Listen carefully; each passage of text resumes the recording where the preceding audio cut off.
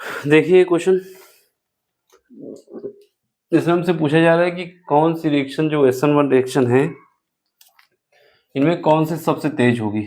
ठीक है, तो सबसे फास्टर कौन सी होगी ये डिपेंड करता है हमारे पास किस पोजीशन पे है। जैसे अगर टर्सरी की कंडीशन है, यानी हमारे पास कार्बन के साथ 3 मिथिल समूह लगे हैं। ठीक है, मिथिल लगे हो या कुछ भी लगा हो, लेकिन कार्बन इससे कार्बन कनेक्ट होना चाहिए। ठीक है, फिर सेकेंडरी यानी 2 मिथिल समूह लगे हों, फिर उसके बाद प्राइमरी। सबसे तेज रिएक्शन किसकी होती है? सबसे तेज होती है टर्सरी की। कैसे पहचानोगे टर्सरी क्या है? तो इससे पहला ऑप्शन है, पहले ऑप्शन में हमारे पास क्या है? कार्बन है, कार्बन के साथ 3 मिथिल समूह लगे हैं। ठीक है, एक ये लगा हुआ है, एक ये लगा हुआ है और एक ये लगा हुआ है।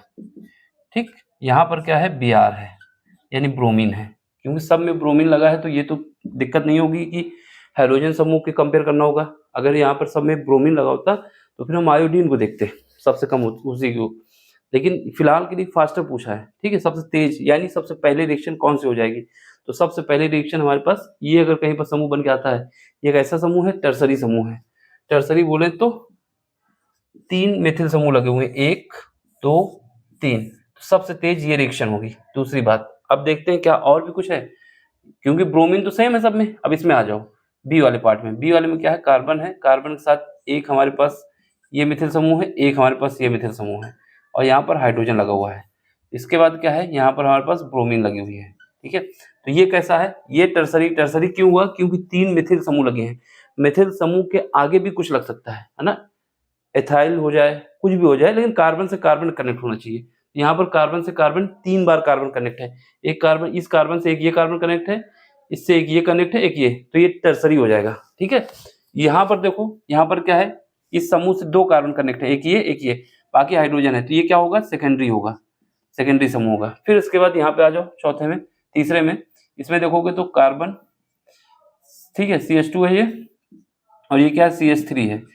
यहाँ पर अगर इसको हम ओपन करते हैं, यहाँ पर देखो H यहाँ लगा दो, H यहाँ लगा दो, देख रहा। इसके बाद यहाँ पर क्या है? Br समूह लगा हुआ है। अब यहाँ पे देखो, यहाँ पर कार्बन के साथ केवल एक मिथिल समूह लगा हुआ है, तो ये क्या होगा? ये हमारे पास प्राइमरी हो जाएगा। ये टर्सरी हुआ, क्यों हुआ? क्योंकि 3 मिथिल समूह लगे थे।